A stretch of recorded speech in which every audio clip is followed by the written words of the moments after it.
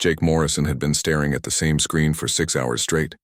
His eyes burned and his back ached from sitting in the monitoring chair, but he could not leave his post. Someone had to watch for signals from deep space, and today it was his turn. The relay station Meridian floated quietly in the empty space between stars.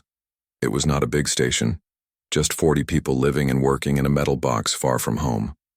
Their job was simple, but important. They listened for messages from human ships traveling through the dark, and they passed those messages back to Earth and the colonies. Jake rubbed his tired eyes and reached for another cup of coffee. The liquid had gone cold hours ago, but he drank it anyway. The taste made him think of his small apartment back on Mars where real coffee cost more than most people made in a week. Out here in the black, even bad coffee was a luxury. A soft beep from his console made him look up. At first he thought it was just another routine signal from a cargo ship or passenger liner. Those came through every few hours, usually asking for weather updates or trade information. But this signal was different. The sound was weak and broken, like someone trying to talk through static. Jake turned up the volume and leaned closer to his screen. The signal came in waves, sometimes clear for a few seconds, then fading away into nothing. Lisa Grant looked up from her station across the room. She was the best communications officer on Meridian, and she could clean up signals that other people could not even hear. Her dark hair was pulled back in a messy bun, and she wore the same tired expression that everyone got after long shifts in space. "Jake, what is that noise?" she asked. "I do not know. It started about 2 minutes ago. Can you help me figure out what it is?" Lisa walked over to his station and plugged in her headphones. She listened for a moment, then frowned. "This is not one of our ships. The signal pattern is all wrong." She went back to her console and started working.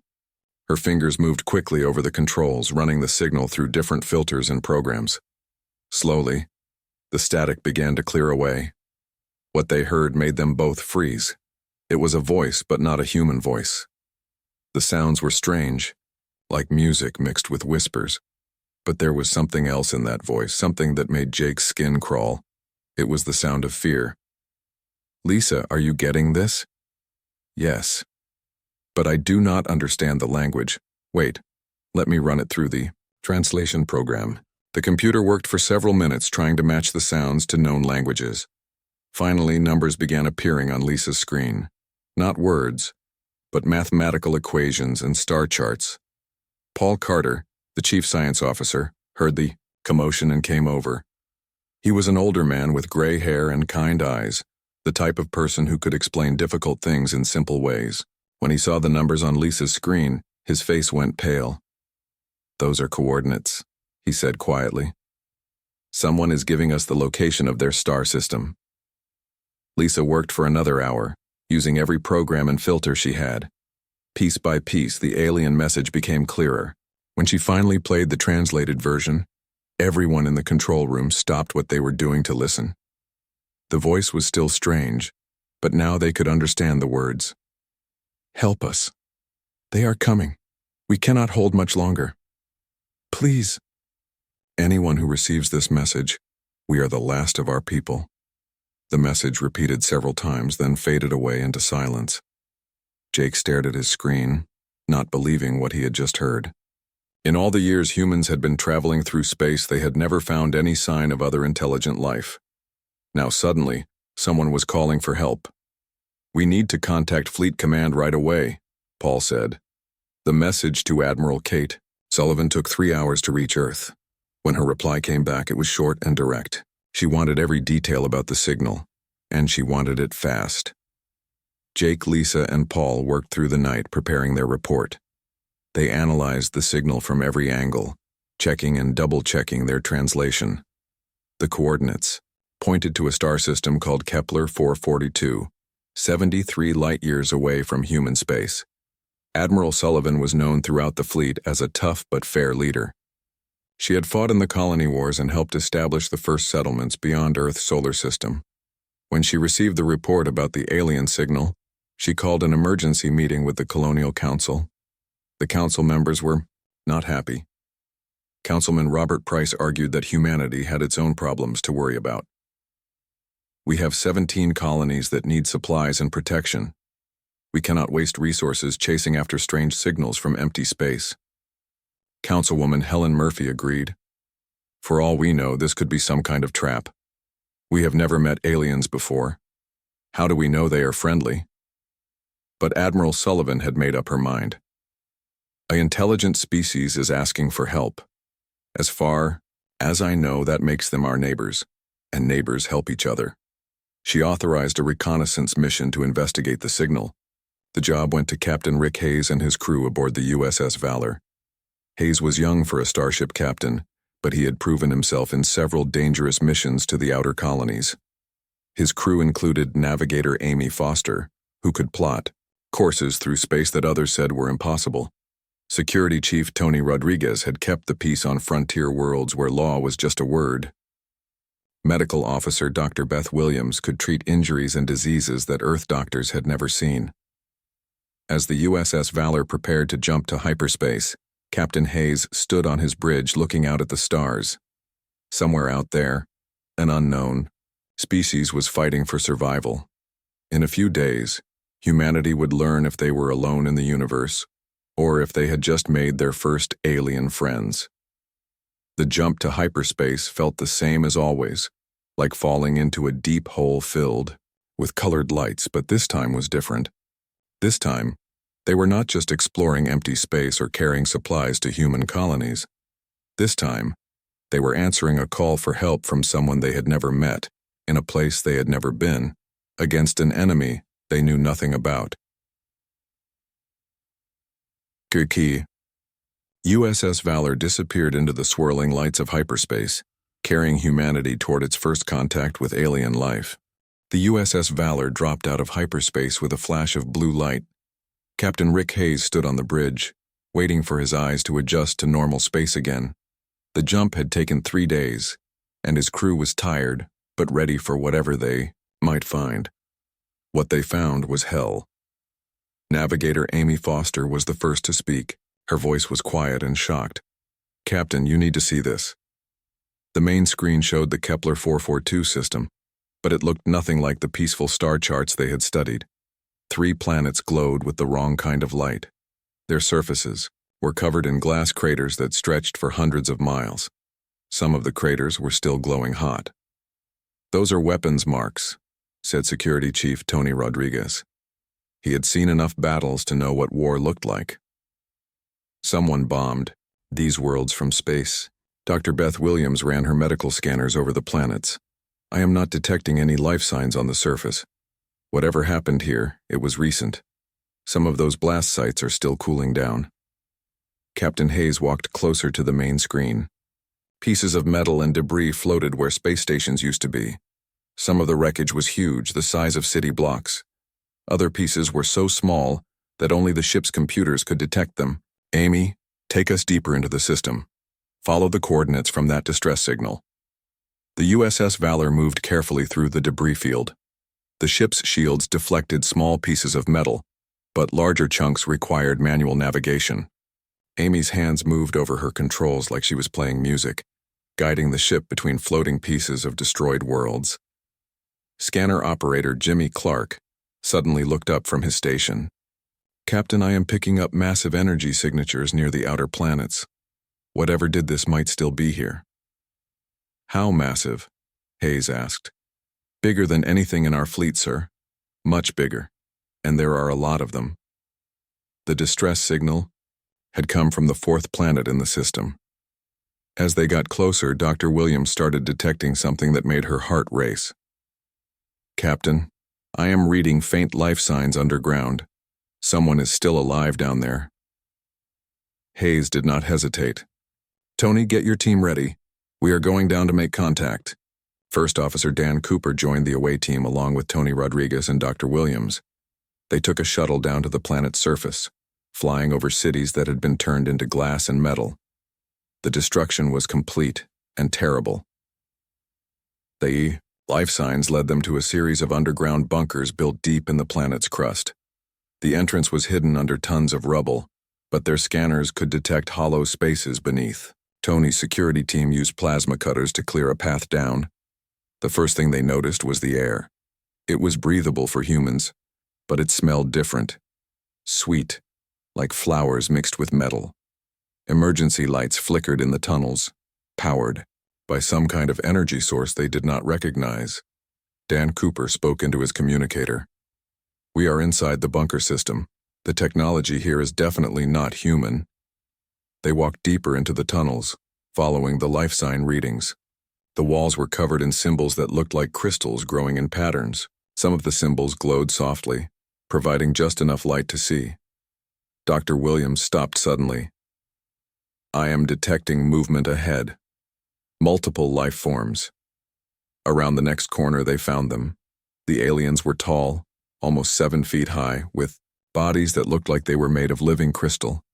Their skin reflected light in strange ways, creating rainbows that shifted as they moved. They had 4 arms instead of 2, and their faces were angular like cut gems. One of the aliens stepped forward. When it spoke, the sound was like wind chimes mixed with whispers. Dan Cooper activated his universal translator, hoping the device could make sense of the language. "You are not them," the alien said through the translator. The voice was filled with hope and fear. "You came because of our message?" "Yes," Dan replied carefully. "We received your distress signal. We came to help." The alien's crystal body seemed to brighten. "I am Zixith, keeper of knowledge for my people. We are called Kethvar.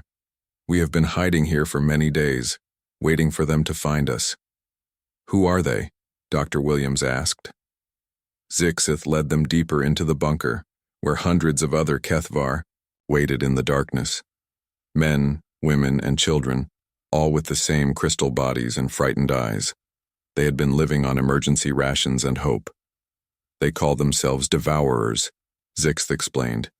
"They came to our worlds like a plague. First our outer colonies, then our homeworlds. They consume everything. Plants, animals, metal, stone. They strip planets bare and leave nothing behind." The translator struggled with some of the words, but the meaning was clear. Tony Rodriguez had seen refugee camps before, but never like this. These people had watched their entire civilization die. "How many of your people are left?" Dan asked.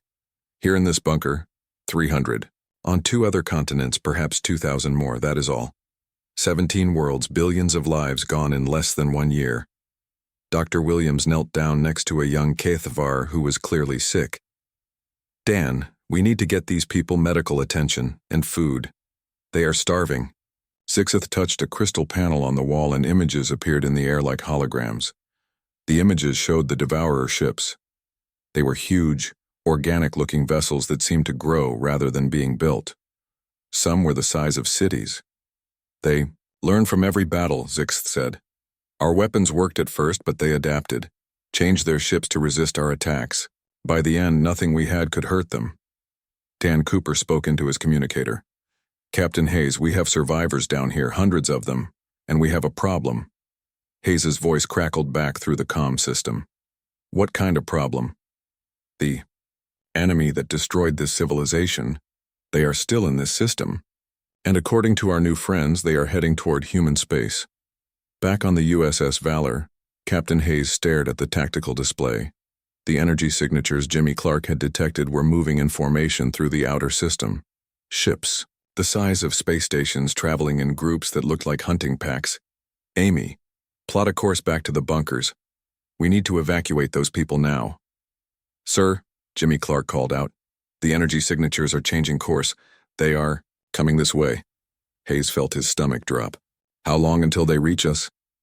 "At their current speed, maybe 6 hours. The captain activated the ship's communication system." "All hands, this is the captain. We have made first contact with an alien species. They are under attack by a hostile force that has already destroyed their civilization. We are going to evacuate as many as we can, but we need to move fast." Dr. Williams' voice came over the comm from the planet's surface.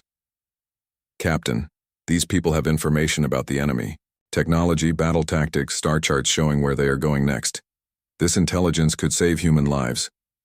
Hayes looked at the tactical display again. The Devourer ships were getting closer, and there were a lot of them. His single ship could not fight that many enemies, but he could not leave innocent people to die. Dan, get everyone you can into the shuttles. We are going to make as many trips as possible before those ships arrive. The USS Valor began the most important rescue mission in human history. They did not know it yet, but they were about to learn that sometimes answering a call for help means starting a war. The first shuttle lifted off from the planet's surface carrying 50 HFY refugees.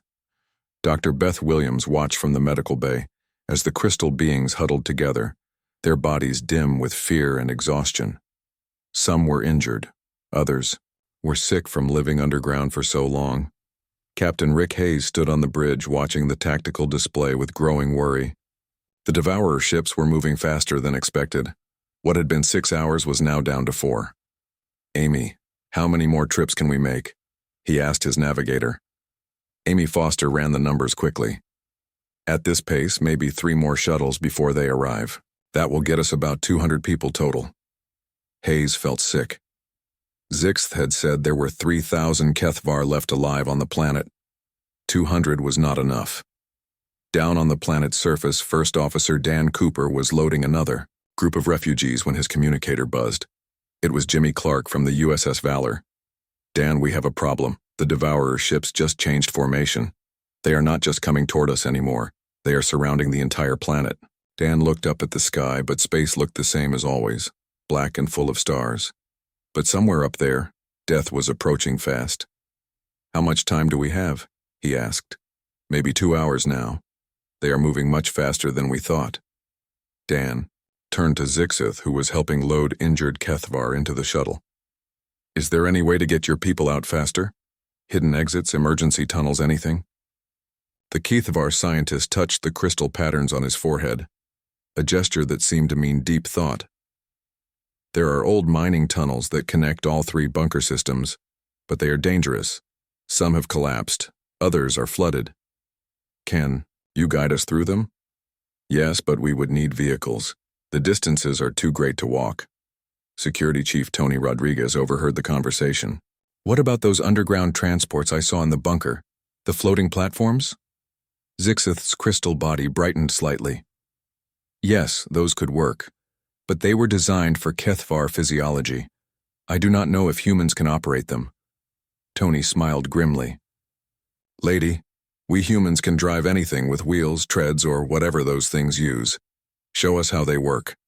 While the rescue teams worked on the surface, something unexpected was happening in space.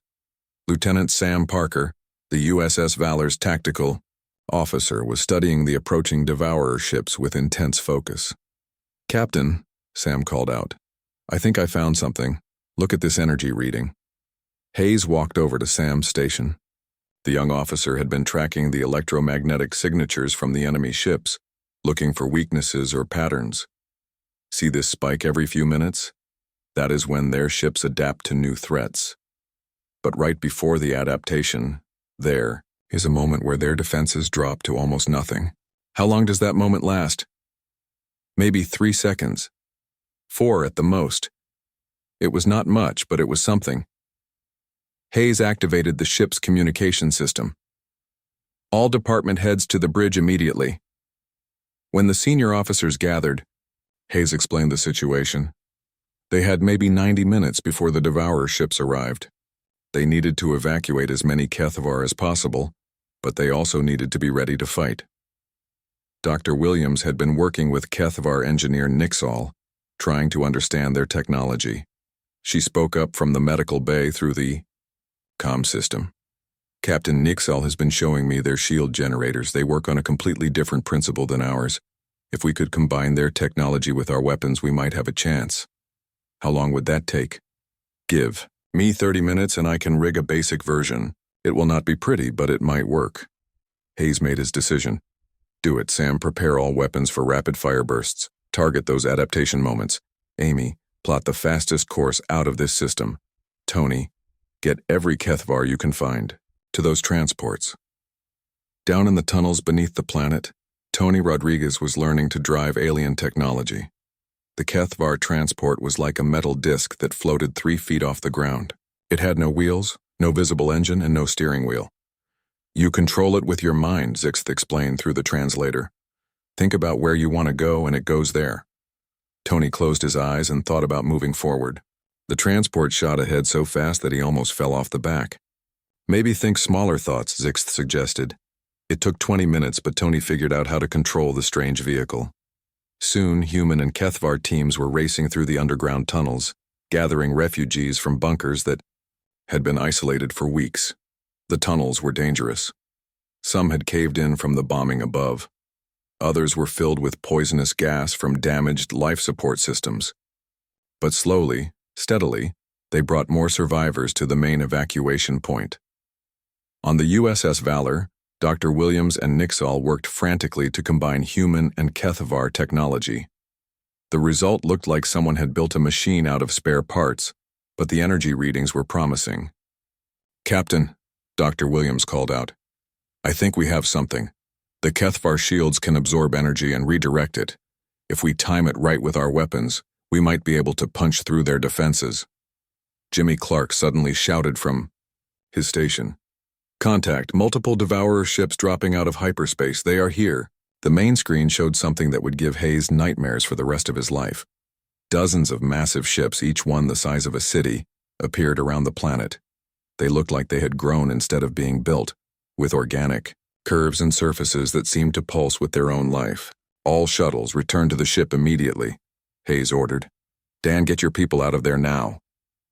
But Dan Cooper's voice came back filled with determination. "Captain, we have 800 refugees at the evacuation point and more coming. Through the tunnels. We need more time." Hayes looked at the tactical display. The Devourer ships were already launching smaller craft toward the planet's surface, fighter-sized vessels that moved like angry insects. "Sam, target the closest Devourer ship. Wait for the adaptation moment, then hit it with everything we have." The USS Valor turned toward the enemy, its weapons charging. It was one small human ship against an entire fleet of world killers. But sometimes David had to fight Goliath. The first shots fired between humans and Devourers lit up the darkness of space. The battle for the Kethvar survivors had begun, and it would determine whether humanity's first act as a galactic species would be a rescue or a funeral. As the USS Valor engaged the enemy, more shuttles lifted off from the planet below, carrying precious cargo. Every Kethvar life saved was a victory against extinction, and the humans were not going to let extinction win without a fight. The USS Valor limped back to human space with 1,200 Kethvar refugees and battle damage that would take months to repair. Captain Rick Hayes sat in his quarters, writing the report that would change everything. His hands shook as he typed the words that no human had ever written before. "First contact with hostile alien species confirmed. Immediate threat to all human colonies. Request emergency fleet mobilization." The message reached Earth 3 days later. Admiral Kate Sullivan read it twice before calling an emergency meeting of the Colonial Council. When the council members gathered in the big conference room on Luna Station, their faces showed disbelief and fear. Governor Alex Turner from the Centauri colonies spoke first. "Admiral, with respect, this sounds impossible. We have been in space for 50 years and never found any sign of alien life. Now suddenly we are at war?" Sullivan activated the holographic display. Images from the USS Valor's sensors showed the destroyed Kethvar worlds and the massive Devourer fleet. The council members fell silent as they watched cities turn to glass and space filled with organic warships. "The evidence is clear," Sullivan said. "Captain Hayes saved as many aliens as he could, but he barely escaped with his ship. The enemy has technology we do not understand and numbers that dwarf our entire fleet." Councilwoman Maria Lopez from the Mars Industrial Complex leaned forward. "How long do we have?" According to the Kethvar survivors, the Devourer swarm moves, slowly but steadily. They consume everything in a star system before moving to the next.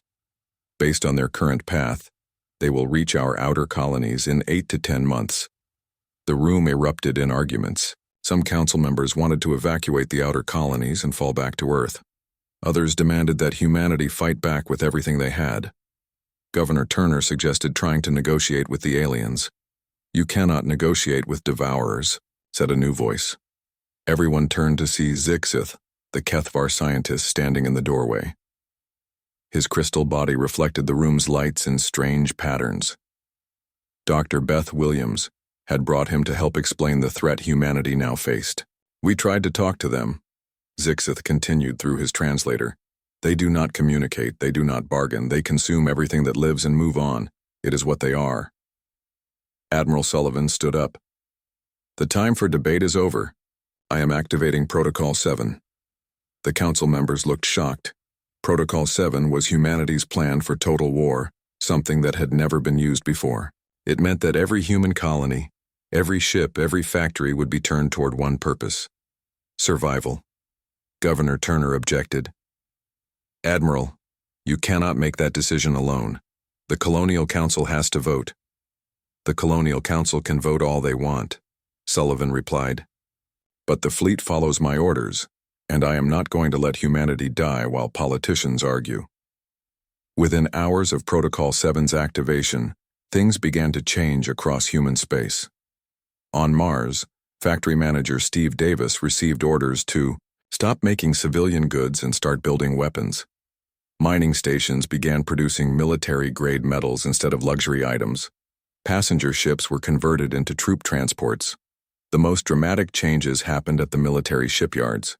Admiral Sullivan had kept the locations of humanity's secret weapons factories hidden from most of the government. Now those factories began working around the clock to build the largest fleet in human history. Dr. Beth Williams worked with the rescued Kethvar scientists to understand Devourer technology. They set up a research lab on Luna Station where humans and aliens worked together for the first time. The differences in their biology made communication difficult, but both species were fighting for their lives. "The Devourers do not think like us," explained Nixal, the Kethvar engineer. "They share one mind across all their ships. This makes them very coordinated but also predictable." Dr. Williams studied the battle recordings from the USS Valor. "So if we can disrupt their communications, they become confused?" "Yes, but only for short periods. They adapt quickly to any interference." The breakthrough came when human chaos theory met Kethvar shield technology. Dr. Williams realized that the Devourer's hive mind made them vulnerable to completely random attacks. They could adapt to patterns, but true randomness confused them. Meanwhile, Commander Jake Morrison from the relay station Meridian was given a new job. He became the trainer for joint human Kethvar combat teams. The crystal beings had advanced technology, but they fought in organized formations. Humans preferred chaotic tactics that made no logical sense. "Forget everything you know about proper military procedure," Jake told a mixed group of human and Kethvar soldiers. "We are going to teach you how to fight dirty." The training was difficult. Kethvar warriors had been taught to fight with honor and discipline. Human soldiers had learned to fight with whatever worked. Combining the two approaches created something new and dangerous. Navigator Amy Foster used Kethvar star charts to map the Devourer advance. The enemy was moving through space like a plague, consuming entire systems. But their route was predictable. They followed the galactic spiral arm, taking the systems with the most resources first. "They will hit the Kepler systems next," Amy reported to Admiral Sullivan. "Then Proxima, then Centauri. After that, they reached the core worlds." Sullivan studied the star charts. Humanity had maybe 6 months to prepare for the largest battle in their history. 6 months to build ships, train soldiers, and figure out how to fight an enemy that had never been defeated. The first scout reports arrived, sooner than expected. Long-range sensors detected the edge of the Devourer swarm moving into human space. The enemy was early, and they were bigger than anyone had imagined. Lieutenant Colonel Nina Bell, the new commander of Planetary Defense Forces, received the sensor data with growing horror. "Admiral, we are looking at over 10,000 ships. Some of them are the size of moons." The final preparations began. Every human world became a fortress. Every ship became a weapon. Every person became a soldier in humanity's first war for survival. But something else was happening that nobody expected. Other alien species throughout the galaxy were detecting human transmissions. Civilizations that had hidden from the Devourers for centuries were hearing about a new species that actually fought back. Messages began arriving from across the galaxy. Some were offers of alliance. Others were warnings about devourer tactics.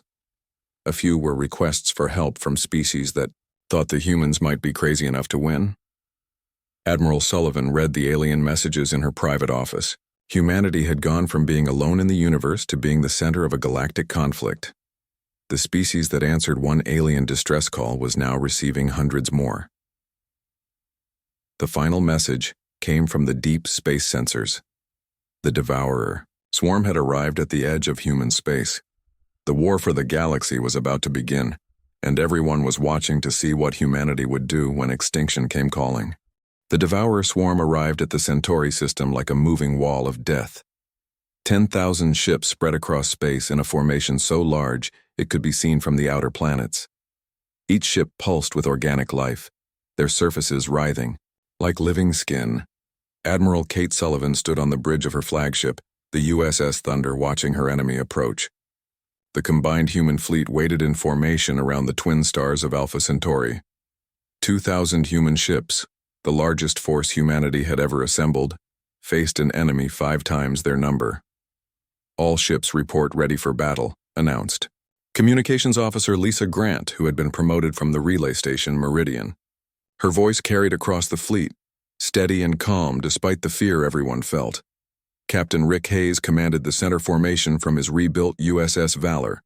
The ship that had started this war by answering an alien distress call would help finish it. His crew had trained for months with Kethavar survivors, learning to fight in ways no human had ever imagined. Vice Admiral Connor Gray led the flanking forces, positioned near Centauri B. His ships carried the new hybrid weapons that combined human engineering with Kethavar technology. The weapons were untested in large battles, but they were humanity's best hope. On the planets below, Lieutenant Colonel Nina Bell coordinated ground defenses. Every world in the system had been turned into a fortress. Citizens who had never held weapons trained with plasma rifles. Children learned to hide in bunkers that could survive planet-killing bombardments.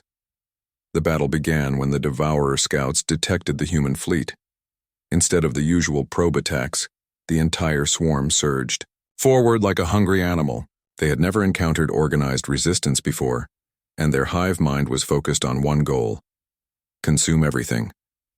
Here they come, Admiral Sullivan said quietly. All ships, execute Plan Alpha. The human fleet scattered in every direction. To any normal military force, it would have looked like panic. Ships broke formation and flew in seemingly random patterns around the binary stars. Some headed toward the planets, others toward empty space. A few even flew directly at the sun. But this was not panic. This was chaos theory applied to space warfare. The Devourer hive mind tried to predict human movements and failed. Their ships, designed to fight organized fleets, found themselves chasing targets that made no logical sense. Some human ships used the gravity of Centauri A to slingshot past Devourer formations at impossible speeds. Others hid in the solar wind, invisible to enemy sensors. Commander Jake Morrison led a squadron of mixed human and Kethavar ships in the most dangerous maneuver of the battle. They flew directly through the Devourer formation, firing at random targets before disappearing into the confusion. "This is insane," radioed Kethavar pilot Nixal from his crystal ship. "No military force fights like this." "That is the point," Jake replied, spinning his fighter through a barrel roll that took him under a Devourer cruiser. "They cannot adapt to something that has no pattern." Dr. Beth Williams broadcast her disruption signal from the USS Thunder. The frequency she had, developed with Kethavar scientists, cut through Devourer communications like a knife. For brief moments, parts of the enemy fleet lost coordination and began firing on each other. But the Devourers were learning. Their adaptation protocols began to compensate for human chaos. Slowly, the tide of battle turned against the smaller, human fleet. That was when Admiral Sullivan revealed humanity's secret weapon. "All ships, execute Thunder's reply." Hidden throughout the Centauri system, thousands of automated weapons platforms suddenly activated. They had been disguised as asteroids, space debris, and even damaged ships. Now they opened fire from every direction at once. The platforms used pure randomness generators to select targets. No pattern, No strategy, just mathematical chaos applied to warfare.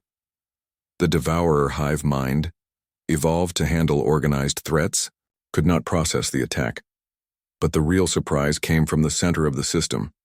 Captain Hayes had positioned the USS Valor and 50 other ships inside the corona of Centauri A.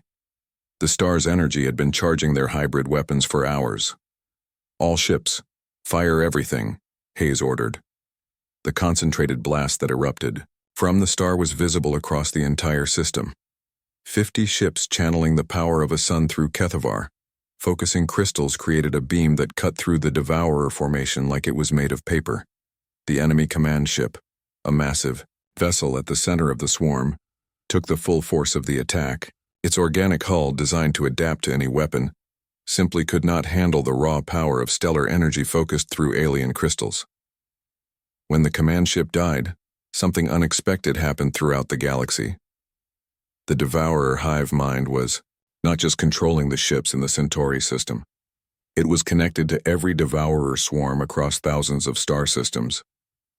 The destruction of a major command node sent shockwaves through their entire species. For the first time in their expansion across the galaxy, the Devourers felt something new: pain. The remaining ships in the Centauri system scattered in panic.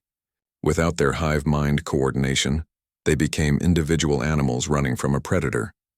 Human ships hunted them down one by one, but the victory was bigger than just one battle. Across the galaxy, other Devourer swarms stopped their advance. Some retreated to defensive positions, others simply fled to empty space, afraid of encountering more humans. The Battle of Centauri lasted 18 hours. When it ended, the human fleet had lost 300 ships and thousands of brave souls. But they had won something more important than victory. They had announced to the galaxy that the age of the Devourers was over. In the days following the battle, Admiral Sullivan received messages from alien species across the galaxy. Civilizations that had been in hiding for centuries emerged to thank humanity for their courage. Others offered alliance and friendship. The Kethavar survivors were granted full citizenship in human space. Their advanced science, combined with human engineering, pushed both species into a new age of technology and exploration. Zixith, the Kethavar scientist who had first met humans in that underground bunker, now worked as an ambassador between species.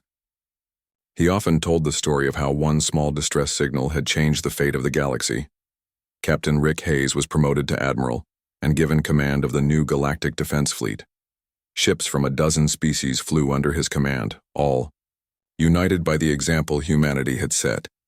The memorial service was held on Centauri Station, built in orbit around the battlefield. Representatives from every human colony and allied alien species attended. The memorial wall listed the names of everyone who had died in humanity's first interstellar war. But the inscription that people remembered was simpler.